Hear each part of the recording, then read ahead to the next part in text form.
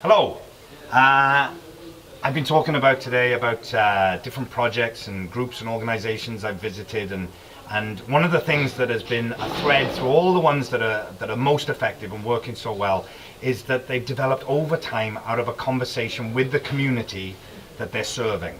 That it's having a dialogue with people, making sure that you don't just come in and tell people what's good for them, that you listen to people and allow people's voices to be heard, and then discover what the need is. And if you can work in that way and provide solutions to those needs and meet those needs and remove the obstacles from communities, then the sustainability part of this whole well-being act can be taken care of. Because as long as it is identifying the needs of communities and helping them to help themselves, then the sustainability will be there.